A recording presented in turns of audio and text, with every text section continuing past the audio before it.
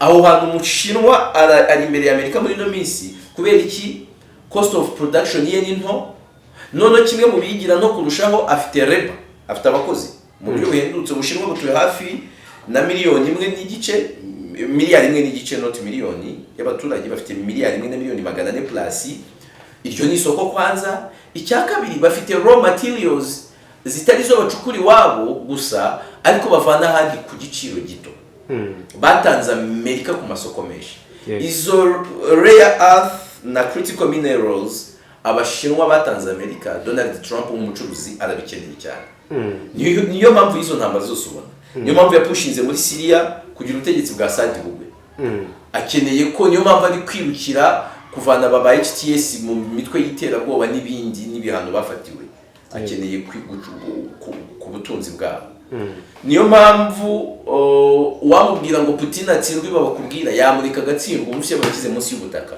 niyo mpamvu Ukraine mu cyambere yayisunitsemo yari mineral deals niyo mpamvu ahagaze hagati hejuru y'u Rwanda na Congo ababwira ngo sign peace deal end this war agamije amabuye ntabwo ari urundi rukundo afite ni imvugo banenze bigeze kuri Vladimir Putin we none ntiyanenze leta zunze ubumwe za Amerika yanenze NATO arababwira ngo twebwe kuva ino ntambara muri Ukraine yatangira we kept on progressing twakomeje kujya mbere slow but sure uyu munsi dufite hejuru ya 1/5 cy'ubuso bwose bwa Ukraine ubwo ndakumenyesha ko Ukraine nicyo gihugu cya mbere kinini Burayi ahantu Uburusiya bumaze gufata waterekamo ibindi bihugu buriya waterekamo nk'Ubwongereza inshuro zitabarika waterekamo n'ibindi bihugu by'Ibunyaburayi si ibihugu by'Ibunyaburayi utaterekamo banze ari Finland Ubudage n'iki ibihugu byinshi by'Ibunyaburayi babiterekamo ahantu Uburusiya bumaze gufata kuko Ukraine ni nini cyane kurusha ibihugu byinshi by'Iburayi noneho arababwira ati niba twebwe turi paper tigers kuva intambara yatangira twakomeje kujya mbere kandi ntabwo twahanganaga na Ukraine twahanganaga na the whole NATO yose twari turi kuvurungana twararwanaga rebye bimeze nabi niba ballistic missiles zica hejuru ni za misile kuzihanura ukeneye amaradari akora zirihuta n'ibyo cyane no kujya kuri bigahura ariko niba kubwira ngo ni cruise missiles buriya muri misile ujye utinya cruise missiles kurenza ballistic missiles ballistic missiles ishobora no kuvuduka pe ku rwego udafite ubwirinzi bw'ikirere bukaze ikugwa nabi ako kuyihanura uba ufite biroroshye ariko cruise missiles zica hasi nicyo kibi cyazo nyine ntabwo zica hejuru cyane kuzihanura rero bisaba izindi system ziri advanced zitari amaradari kandi nibwo buryo busa nkaho buhuriweho no kwati bwo activating amaradari Tomahawk ziri muri ibyo byinshi mu kubitangaza ko bagiye guha Ukraine Tomahawk ndetse jo ngira ngo hari inkuru waho unyereka nibagiwe imibare y'ahantu habarirwa hafi mu 1,000 ngahe ziriya Tomahawk zishobora gusibla mu Burusiya amasibule yaho zishobora kurasa Abarusiya bikanze muri uko kwikangamo niyo mpamvu nakubwenga ibi byaba bluff ku ruhande rumwe ni nko kubabwira ngo nta kibazo ni muzikoresha turaza gukora ibindi bintu mutatekerezaga ntabwo ari ubwa mbere baba babikoze rero kuko n'umwaka ushize mu mpera zawo tugiye hafi kuzuza anniversaire y'igihe bakoreye ibyo ubwo Joe Biden wari ukiri perezida wa Leta Zunze Ubumwe za Amerika yemereraga Ukraine gukoresha ATACMS bakazirasisha ku Burusiya icyo gihe Abarusiya bahise bakoresha indi ntwari itarizwi mu isi yitwa Ocean. Aka kanya tuvugana ibihumbi by'amatoni y'ibiribwa byuzuye ubwato burimo kogoga inyanja z'isi bugana mu bihugu bitandukanye. Nguko uko Gasharu General Trading Limited ishyira ibyo kurya ku meza yacu. Kompanyi ikorera mu mujyi wa Kigali izobereye cyane mu byo gutumiza ibyo kurya mu mahanga, cyane salsa tomato paste ziva mu Butaliyani, umuceri uva mu Buhindi, Pasco tomato paste ziva mu Misiri n'ibindi. Niba uri umucuruzi kurangurira ibyo kurya muri Gasharu General Trading Limited nicyo cyemezo kiruta ibindi ushobora gufata uyu munsi. Batanga facture ya EBM yuzuye ihwanye n'amafaranga wishyuye. Bakorera mu mujyi muri Centenary House ariko bakagira ububiko bunini ku Muhima hafi y'urusengero rw'Abadivaniste. Amagara 07 88 30 23 99 cyangwa 07 82 70 40 20. Wigeze wibaza aho ushobora kubona inzu nziza ku giciro ushoboye cyangwa se ubutaka bufite ibyangombwa butarimo ibibazo? Nta mpamvu yo gukomeza gushakisha, ibisubizo byose biraha.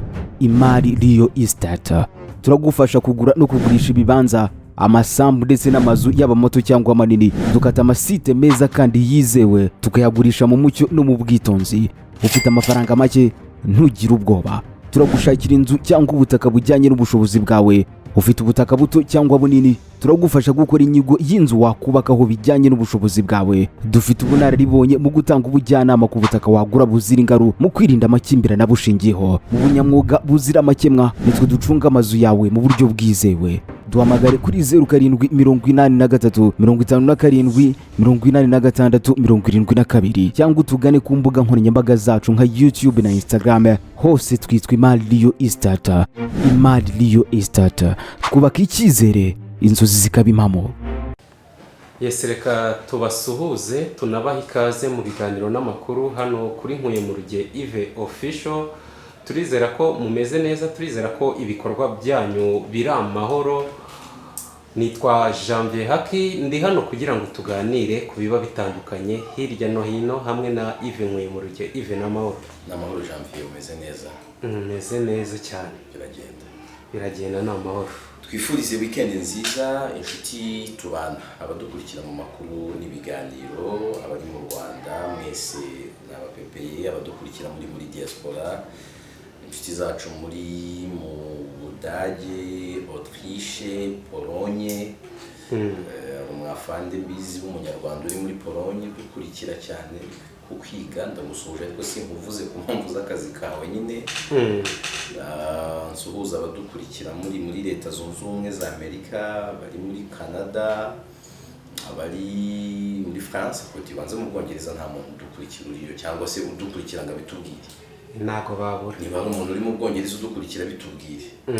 Na Dekati koko ntabwo udukurikira cyangwa warahavuye. Ntago habura n'abandi bantu. Ngibyo. Mwese ndabasuhuje rero, ariko ubwo abari mu Rwanda mwebwe amakuru mbafitiye nuko computer nziza ziri muri SPTech. SPTech ni iguriro rya computer ryiza kandi ryizewe. Bacuruza computer nshya na computer zakoze, bakagira na accessoires za computer.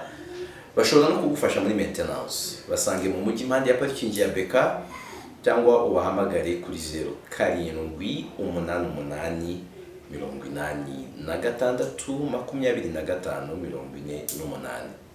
86 Ubundi bazabe bagushima nyuma. Bazabanshima nyuma iyo mbabwiye ibintu ushima uko wamaze kuryoherwa uko ibintu bimeze neza. Kandi hamwe na hamwe mu bantu bohereza mujye mubabwira muti ni Yves watwohereje. Biba biri mu minyungu ebyiri. Hari igihe bakugabanyiriza kubera ko uje ari ngewe uvuyeho, kandi niba naguha serivisi mu buryo umbwira. Birakonta mu buryo nkorana n'abantu banje bose baba bari sanse guha abantu banje serivisi nziza, kandi mwebwe ndangira ahantu nimwe nubaha kurenza bomba mbarangira. Rero mujye munambwa muti serivisi ntabwo twayikunze, uretse ko nta bantu ujya marangira batanga serivisi mbi. Yego. Ubwo rero iyo ugiye ukunguka bikakuryohera, ntacyo bigutwaye kumpamagara ngo mbwira uti asante sana wandangiye ibintu byiza. Noti kumpa amafaranga ntayo nshaka. Agushimire gusa. Asante wandangiye ibintu byiza. Ni ibintu byiza kandi bitanagoye.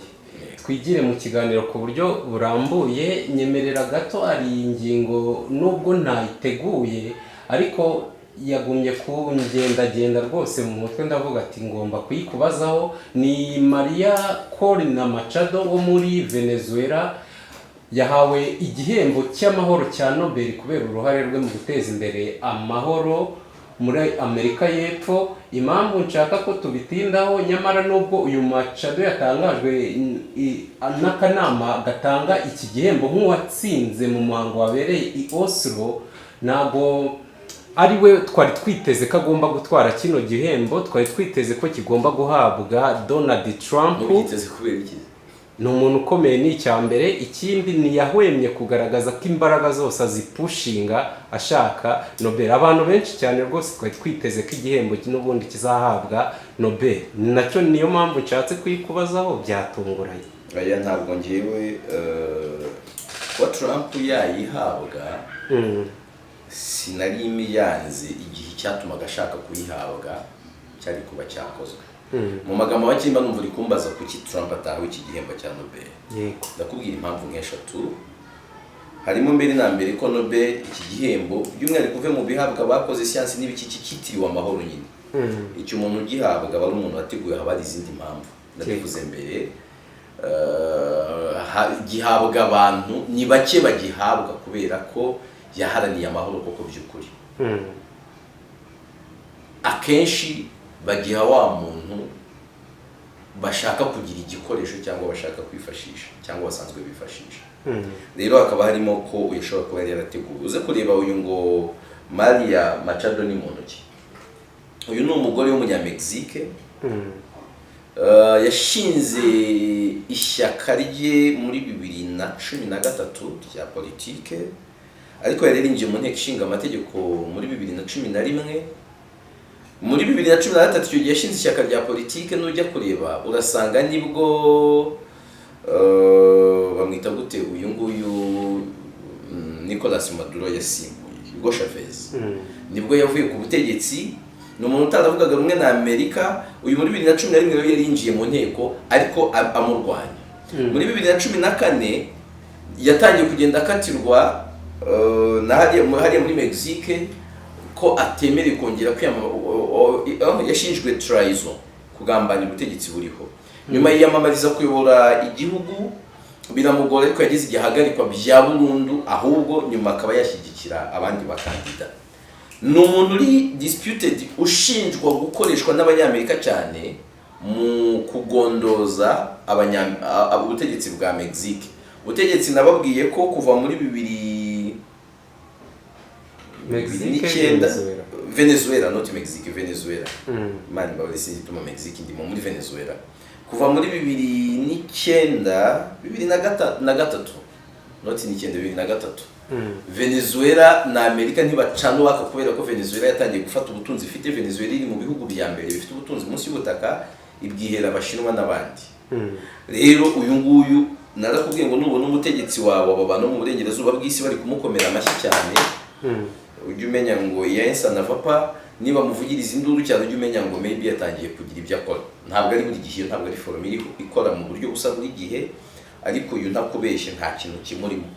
Kumuvuga nk'umuntu muzi, namenye uyu mugore muri 2019 nibwo namumenye. Hashize almost imyaka 6 muzi. Nta kintu kimurimo rwose ntakubeshye, ariko niwe bayihaye. So kuki Trump atayihawe rero? Nuko yari yarateguwe, hari ibyo bagombaga kumukoresha nyine basanzwe bamukoresha. Harimo akantu ka protection kugira ngo ejo nyagira no komakoma avuga ati bari gukoma ku muntu uharanira amahoro, umuntu uyobowe n'ineza rwose. Aba bantu n'abantu babi, iyo ni ingingo utajugunya kure cyangwa se ku ruhande. To the other side harimo n'ikintu uko kutamukomakoma no kumuha iki gihembo kidahawe Trump. Harimo nuko Trump yerekanye ko agikeneye cyane. Yego. Trump yarakeneye iki gihembo main iri kwa guhangana na Barack Obama. Yarakeneye iyo leverage. Ariko nibyo yavugaga yarakeneye ko bamwitirira iki gihembo, ntabyo yakoze. Ejo nsinaze ni kukwereka video ya PM wa Albania ariko mokinga Trump imbere ya Emmanuel Macron. Abwira Emmanuel Macron ati ariko wakabaye wadushimiye ari kumwe na PM wa Azerbaijan. Ati wakabaye wadushimiye kubw'amahoro twagezeho tubifashijwe na Donald Trump, wadufashije guhagarika intambara ikomeye turi ku Rwanda twebwe na Azerbaijan. Macron araseka ati ndaza kumubwira rwose ati congratulations rwose, ati wakabaye dusaba imbabazi kutabikoze, atariko congratulations na Trump ngomba kumubwira. Mu by'ukuri ntabwo Azerbaijan yigeze irwana na Albania. Azerbaijan igirana ibibazo na Armenia. Uko kwibesha ntabwo kuzira cyose, nuko natametiriza ibyo bintu ntabazi n'ibyabaye mu by'ukuri bihari. Mu ntambara avuga ya Iran na Israel ni nko kwisubika, it didn't end. N'ubu tuvuga n'ejo wabyuka mu gitondo Israel yarashe kuri Iran, kubera ko Israel yemera ko ya ntambara y'imisi 12 twabonye muri uno mwaka mu kwezi kwa gatandatu itageze ku ntego yari igamije, kandi Iran yahise ikarishya umuriri n'umurindi ugana kurushaho gukora intwaro zo Israel ishaka gusenya. Mu ntambara barayarangije, harimo iyo muri Kongo we yita ko ari iri hagati ya Kongo n'u Rwanda imaze imyaka 30, ariko niyo yaba ariyo cyangwa se koko ibyo avuga ari byo ntabwo yarangiye, uko yasanze ibintu niko bikimeze. Ibaye yari ihari rezo maka abanyarwanda bizera ko muri Kongo hararwana FCM 23 na FARDC n'abambari bayo, u Rwanda ntiruriyo. Ariko ibyo Trump avuga bibaye ari byo nta cyahindutse, uko yasanze ibintu biracyasa uko yabisanze. Ubwo si intambara eshatu nkubwira we yigamba ko yarangije. Yego. Ubu si intambara avuga Trump yarangije ni yihe mu by'ukuri? Nayo. Ni wenda uvuze ngo Ubuhinde na Pakistan, ariko nabwo simbona ko ari we yaza kuba ari we uyu munsi yakabaye komerwa amashyi bakabaye bombi bamwishimiye. Ariko ari muri conflict n'Abahinde, kandi birasanzwe Abahinde ataruka hari bo na Pakistan basanzwe bakozanyaho bikarangira the way byarangiye. Ahubwo ugiye kureba anytime aratangiza intambara muri Venezuela. Yego.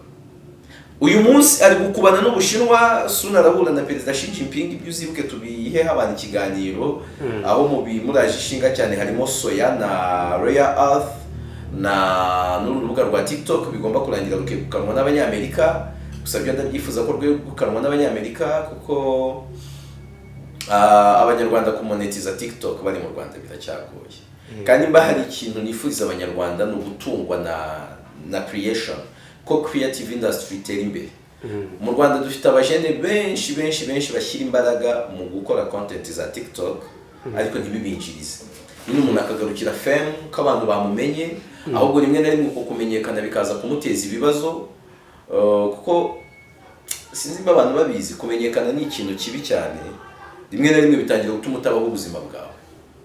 Biberaga mu nzu y'ibihumbi 50 utuje, ukabona ibitotsi ugasinzira ukanibagirwa kubyuka, ariko batangiye kubona ngo nibansura hano. Wajyaga kwihahira inyanya z'ijana bataguha izihagije ukifumbura ukajya guhaha ku handi, tuvuga uti wiyambariraga inkweto imwe cyangwa ebyiri, ubuzima butarimo. Njya mbibwira abantu bakanseka, si inshuti zanjye, ufite amahirwe yo kuba wabaho udatunzwe no kumenyekana. That's a better life. Kumenyekana ni bibi, okay, nyine kubicuruza biracururika iyo byaguhiriye, ariko bishoboka ko ibyo wakinjiza wamenyekanye wanabyinjiza utamenyekanye. Ndi umujyanama wawe naguhitiramo kutaba umuntu uzwi cyane. Rero njye ndifuriza rero aba TikTokers b'Abanyarwanda ko yagurwa n'Abanyamerika. Abanyamerika bafite icyizere ko izaba monetize nkuko tumonetiza YouTube mu Rwanda badakorana n'iki na TikTok bikaba byakunda. Hari abajene benshi hano mu Rwanda batabona amafaranga menshi cyane. Yego. Harimo abana benshi bakora content nziza ziryoshye, byanshimisha rwose, byanshimisha kubona Abanyarwanda ari kwinjiza ku TikTok, binjiza kuri YouTube, binjiza kuri Facebook. Tuba turi gufasha leta gucreating imirimo, icyo gihe bizahita biryoha cyane. Yego. Ni biri mu bintu bazaganira nabyo uzabinganizeho, ariko Trump ntacyo ari gukora ngo atabe intambara hagati y'Abashinwa na Taiwan, niho nari mbihereye. Simply kuba batakimuhaye ntabwo bintunguye, nta nubwo bimbabaje. Yego. Hanyuma usibye kuba bitagutunguye bitanakubabaje, Trump ni umuntu wabonaga ibyo akora byose apushinga, ariko mu mutwe w'icyagamije ni ukugira ngo nyine abone kiriya gihembo, imbaraga nyinshi akazishyiramo kugira ngo akibone, none ntago akibonye, nawe ntabwo byamushimishije. Hanyuma rero biraza kugira izihe ngaruka? Ubu si Trump tuza kubona imbaraga yapushingaga kugira ngo intambara zirangire, oya ntago bigabanya. byashoboka ko yazana gihabwa ikindi gihe azirangije. Imbaraga Trump ashyira mu kurangiza izi ntambara nababwiye ngo ntabwo ari ugukunda amahoro, oya, akeneyemo nawe kubyubakiramo izina, ariko abikeneye ko Amerika ibivomamo amafaranga, ibyo yita gushyira imbaraga mu ntambara zirangire. Kuko Abashinwa bamaze gusiga Amerika mu byemere cyangwa mu byange, mu buryo bw'ubukungu n'ikoranabuhanga Abashinwa bamereye nabi Abanyamerika, barabasize these days. Noneho no ku isoko uyu munsi nta kintu kiri gucuruza nk'ibikoresho electronique. Aracuruza ibintu by'imodoka, aracuruza ibikoresho electronique n'ibindi bintu abantu bafurunisa amaleta. Aho hantu Umushinwa ari imbere ya Amerika muri no minsi, kubera iki? Cost of production ye ni nto. None kimwe mu bigira no kurushaho afite labor, afite abakozi mu buryo buhendutse. Ubushinwa butuye hafi na miliyoni imwe n'igice, miliyari imwe n'igice, not miliyoni y'abaturage bafite miliyari imwe na miliyoni 400 plus. Iryo ni isoko kwanza. Icya kabiri bafite raw materials zitari zo bacukura iwabo gusa ariko bavana handi ku giciro gito. Batanze Amerika ku masoko menshi. Izo rare earth na critical minerals abashinwa batanze Amerika. Donald Trump nk'umucuruzi arabikeneye cyane. Niyo mpamvu izo ntambara zose ubona. Niyo mpamvu yapushinze muri Syria kugira ubutegetsi bwa Saddam bugwe. Akeneye ko niyo mpamvu ari kwirukira kuvana baba HTS mu mitwe y'iterabwoba n'ibindi n'ibihano bafatiwe. Akeneye ku butunzi bwabo. Niyo mpamvu wamubwira ngo Putin atsindwe babakubwira yamurika agatsindwa Uburusiya bakize munsi y'ubutaka. Niyo mpamvu Ukraine mu cyambere yayisunitsemo yari mineral deals. Niyo mpamvu ahagaze hagati hejuru y'u Rwanda na Congo ababwira ngo sign peace deal, end this war. Agamije amabuye, ntabwo ari urundi rukundo afite. Ikindi Trump arabizi ko iyi ni manda ya nyuma kuri we. Trump ni umukire uyu munsi ufite ubutunzi bubarirwa muri miliyari z'amadolari y'Amerika hafi 6 net worth ye. Yego. Ubushize ahubwo none agazageze nimba ari muri 7. Kuko manda ya mbere yamusiza Kenya sigaranye nk'eshatu. Ubu ngubu ari muri 500 hafi 6. Nabikuye ibyo byazirindwi Imana yanjye. Ariko ibyo byo ndishobora ko uyu munsi nyine zitari kugera muri 6. Ibyo byazirindwi ni projection cyangwa yari yazigize ntabwo mbyibuka. Uwo Trump akeneye no kwikorera amadili za personal. Ntibizabatungure mbibabwiye ndaha Trump nava ku butegetsi muzabona ubutunzi bwe bwikubita muri miliyari 10. Ntabwo bizafata umwanya. Kandi bizaba bituruka kuri deals yakoze muri ibi bihe ariko ubutegetsi. Trump akora African. Rero ibyo bya Nobel ijugunya ku ruhande rwose. Kimwihorera. Ntabwo yarabikeneye. Yarayikeneye. Ariko nawe yari gutsindira. Nta n'ikintu aza kubatwara. Yego. Twikomereze ariko mbere yuko twigira ku byo Vladimir Putin yatangaje mu Faransa naho ngo nago byoroshye. Mu Bufaransa ikintu gihari nabonye no muri commentaire yarawe biri kubitubaza kuko nta bindi bintu twakozeho. Mbabwije ukuri inkuru ni abari nyinshi ku rwego nanjye guhitamo ibintu nkora bingora. Yego. None hari nk'ibintu nkoraho kuko nzi ko atari ibintu tumaze igihe dukoraho. Nkaba mfite impungenge ko nshaka kubikora bikamvuna ariko nta muntu uri buzi kubireba. Ubufaransa ubwo mbisubije mu kanya gati ikintu gihari nuko Macron anytime ntimuze gutungurwa sheshe inteko ishinga amategeko. Uko gusesa inteko ishinga amategeko iraba ari gambit isunikira ko nanone habaho snap elections. Kuki Macron ashobora gusesa inteko ishinga amategeko maginga? Yego. Macron ejo bundi urabizi uwo yari yagize minisitiri w'intebe amuvanye kuko minisitiri w'ingabo witwa Sébastien Lecornu inshuti ye cyane uriya bararambanye n'inshuti ye cyane no mu ally we ni nkanje nawe kwa kundi twirambaniye kwaje. Yego. Macron yamushyizeho Sébastien amaze iminsi 26 aregwa nyuma yuko aramaze gutangaza guverinoma y'abantu 18 n'abandi bo kongeramo agomba kubashyiramo ariko abona abantu barabirejectinze. Macron rero yanze kagenda aramwiyegereza avuga ati guma hano umfashe gusetting indi guverinoma. Ubu bari kulistinga amazina y'abantu bo kujya mu yindi guverinoma. Ariko muri iyo guverinoma none baciye bugufi bari gukonsilita opposition n'abantu bo mu nteko. Macron rero yabaye nk'ubashyiraho pressure ababwira ati kuri no nshuro murongera kunaniza ndasesa inteko ishinga amategeko yose. Ego nayisesa bamurumva batatekereza kuza gushoma kuko mu butaha ushobora kudatorwa karikire ziba zibaye nyinshi. Nicyo kintu gihari ntibize kubatungura urutonde rurahari ariko ni nko kubabwira ngo muramenye ntihagire uza kumfuza. Yego Uburusiya bushobora gutangaza mu gihe cya vuba ko bwakoze intwaro nshya kuko igeragezwa ryayo riri kugenda neza. N'amagambo yatangajwe na Perezida Vladimir Putin yabibwiye abanyamakuru nyuma y'uruzinduko yagiriye muri Tajikistan. Yanongeyeho ko umuyobozi wa Leta Zunze Ubumwe za Amerika Donald Trump ari gukora byinshi mu gushaka ibisubizo ku bibazo bimaze imyaka myinshi ku bijyanye no gukemura ikibazo cya Ukraine n'Uburusiya. Ati Leta Zunze Ubumwe za Amerika baracyayoborwa n'iby'amasezerano yagezweho mu nama yabereye i Alaska. Urumva Putin yahishuye ko hari intwaro nshya Uburusiya bwitegura kumurika. ibi bivuze iki ku bihugu by'iburengerazuba, bivuze iki kuri leta zunze ubumwe za Amerika kuba Uburusiya bagiye kongera kugerageza intwaro? Ese hari aho byaba bihuriye nuko n'ubundi Abanyamerika baherutse nabo kugira gutya bakamurika ziriya ntwaro twagiye tubona zirimo n'izi ngizi bashaka guhereza Ukraine? Ku ruhande rumwe ushobora kubyita bluff, ushobora kuvuga ko Putin ari kubakanga, ari kubabwira ati muribeshya ndabagwa nabi cyane. Ariko dukurikije ibiheruka cyangwa se ibyo tumaze iminsi tubona, ni message yo kubabwira ngo hari ibyo mumaze iminsi mutangaza, hari ibyemezo mumaze iminsi mutangaza, hari ibintu mumaze iminsi muvuga ko ari ibyo mugiye gukora. Fine. Ariko whatever you do cyangwa whatever you plan, plan it and execute it with an extreme precaution. Nyine ibintu mutegura n'ibyo muteganya gukora, mubitegure, mubiteganye, munabikore mufite mu kwigengesera, ukwikandagira. Kubera iki Putin avuga ibyo? Uze no kureba yageze no kubijyanye n'intwaro kirimbuza. Putin ejo bundi nibwo Trump yagereranyije Amerika na Abarusiya na Pepper Tigers.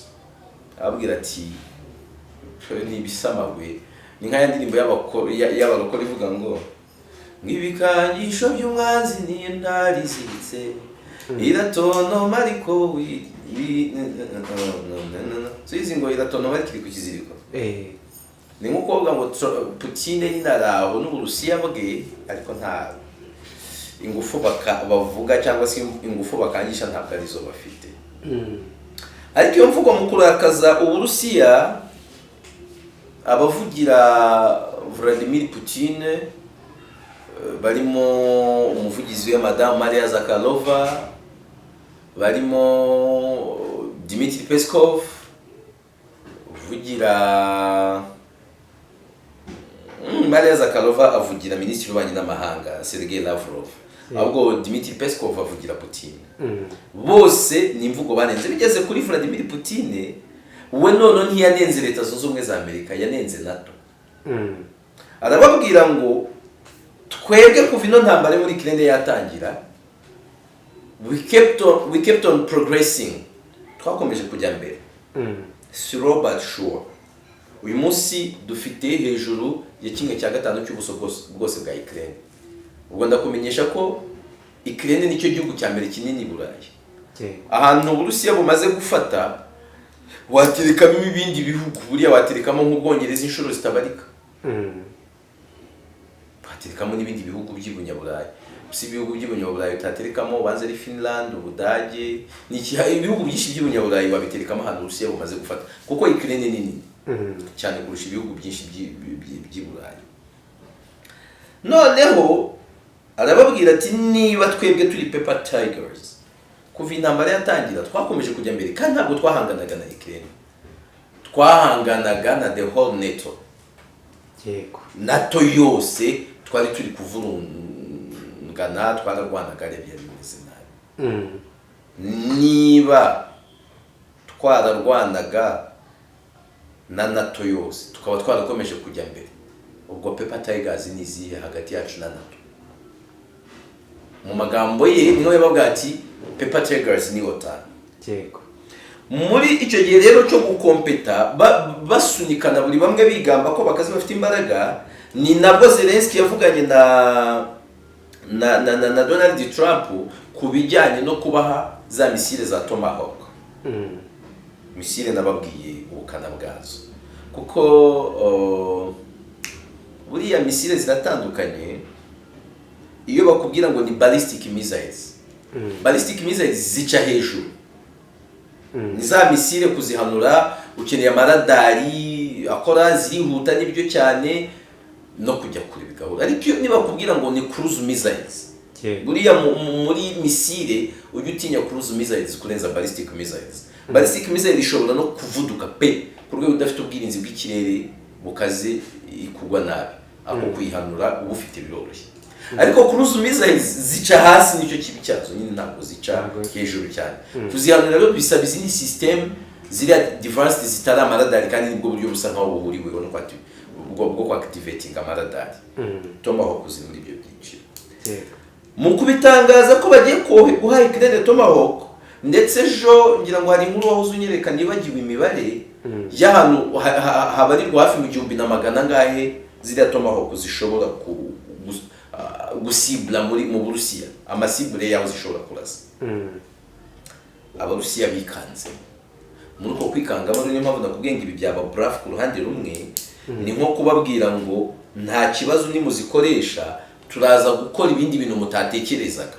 Ntabwo ari ubwa mbere baba babikoze rero, kuko n'umwaka ushize mu mpera zawo tugiye hafi kuzuza anniversaire y'igihe bakoreye ibyo, ubwo Joe Biden wari ukiri perezida wa Leta Zunze Ubumwe za Amerika yemereraga Ukraine gukoresha ATACMS bakazirasisha ku Burusiya. Icyo gihe Abarusiya bahise bakoresha indi ntwari itarizwi mu isi yitwa Oceanic. Ubu rero nyine ibyo bavuga ngo bagiye kugerageza izindi, bari no kuvuga ko mu zo baza kugerageza nshya harimo na kirimbuzi. Ni ibintu bimeze nko kukanga nyine mu Burengerazuba, bababwira ati ibyo mukora byose mubikore mufite ukwigengesera no gushishoza. Kuko Putin muri icyo kiganiro yagiranye n'abanyamakuru muri Tajikistan, kimwe mu bihugu byahoze muri Leta Zunze Ubumwe z'Abasoviyete n'ubundi, yanahamije ko nta gihugu cya OTAN na kimwe gifite imbaraga nk'izabo mu bijyanye not cya OTAN mu isi, mu bihugu bifite kirimbuzi gifite imbaraga nk'izabo. Yavuze ati in terms of nuclear deterrence nta gihugu na kimwe wagereranya natwe. Nko kubabwira ngo cunga sana.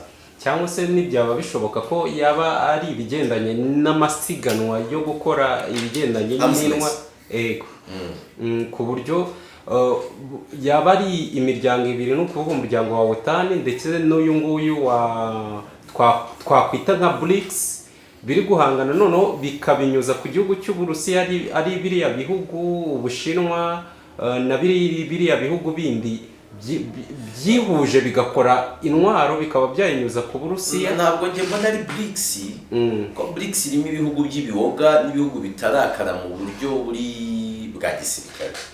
Buri ahantu alliance ya BRICS itandukanye n'iya NATO. Ya NATO ni igisirikare, ntabwo babica ku ruhande. Uburyo iteye ni igisirikare nyine, n'ubwirinzi no gutabarana mu bya gisirikare ya OTAN. Mu gihe BRICS primarily ni ibijyanye n'ubukungu. Kuva yajyaho 2006 na 2009 ndetse n'aya mavugurura yabaye ejo bundi muri 2023 ndetse na 4. Ubwo ndi kuvuga mu nama yabereye muri Afurika y'Epfo niyabereye i Kazan. Nubwo ari umuryango w'ubukungu ahanini urimo ibihugu koko bimwe muri byo byangana nabo mu Burengerazuba bw'isi cyangwa na OTAN.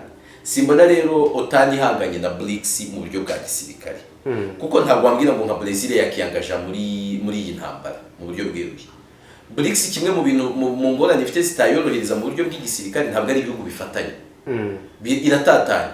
Harimo ibihugu byo muri Amerika Latine, harimo ibihugu byo muri Middle East, izi za Leta Zunze Ubumwe z'Abarabu, harimo ibigo byo muri Afrika, izi za Ethiopia, urumva, harimo Ubushinwa, harimo Ubuhinde, harimo Uburusiya.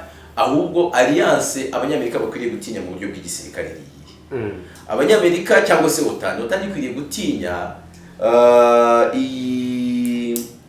SCO, Shanghai Cooperation Organization, ariko muri yo bagatinyamo cyane Ubushinwa n'Uburusiya, ariko ibirenze ibyo bagatinya alliance y'Uburusiya, Irani na Korea. Ngiye iyo mbirebye ibihugu byakiyangaje mu ntambara ku ruhande rw'Uburusiya mu buryo bweruye. Ni igihugu cyitwa Korea, ni igihugu cyitwa Belarusi, ni igihugu cyitwa Irani. Abashinwa batanga support, ariko gupfa kwiyangaja baba babona ari uko nabo bagiramiwe, kuko barabizi neza ko Uburusiya buramutse busenyutse nibo bakurikira.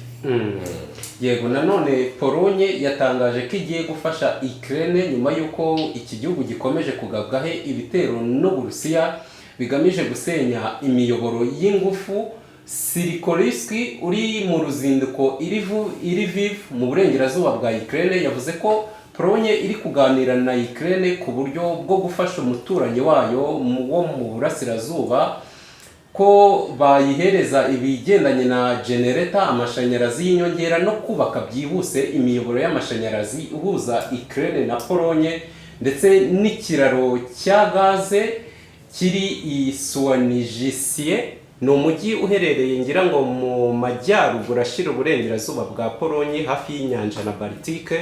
Urumva ni ikiraro bagomba kububakira kiva muri Polonye kikagera muri Ukraine gitwara gaze. Nkakubaza kubera iki Polonye igumye gushyira imbaraga kurenza ibindi bihugu byo mu Burayi ndetse no muri OTAN mu gufasha Ukraine? Ni uburyo bwo kuyifasha bwo kuyigirira impuhwe se, cyangwa irashaka ahubwo nayo kugira ngo ize kwiyangaja mu ntambara ibafashe no guhangana n'Uburusiya? Kuko Polonye ni umusheto, ni igihugu gisanzwe gituranye na Ukraine, iri mu burengerazuba bushyira amajyaruguru ya Ukraine. Yego. Ikaba igihugu n'intambara ya kabiri y'isi buriya karukoze ni Polonye. Ariko Polonye intambara itangira muri ya proje yo kugabana, hari umushinga wo kugabana Ukraine hagati ibyo twakita victorious powers, abatekerezaga ko bazayitsinda. Buri Ukraine ifite ubutaka bwa Polonye. Rero mu kurenga ibyo ibishaka kwigira nkaho bahangayitse, ariko mbona OTAN niyinjira muri iyi ntambara, igihugu cya mbere kizayinjiza muri iyi ntambara ari Polonye. Cya mbere cya OTAN kizahera ama. Ibi byo kuyifasha byo uri kumva ko bitandukanye na bimwe by'igisirikare bavugaga, kuko iby'igisirikare ahubwo Ukraine niyo yavugaga ngo ijye guhanurira drone z'Abarusiya muri Polonye. Ariko ni ibintu abanalisti benshi basangaga bishobora kwinjiza Polonye mu ntambara, kandi mu buryo witunga intoki bereka bati mwashotoranye. Ko maginga ya Ukraine nabo bashaka kuyifasha, irabarusha imbaraga mu bijyanye no kurwanira mu kirere bamwe muri bo. Buriya intambara ubundi bibeca umugani ngo c'est un forgeron qu'on devient forgeron.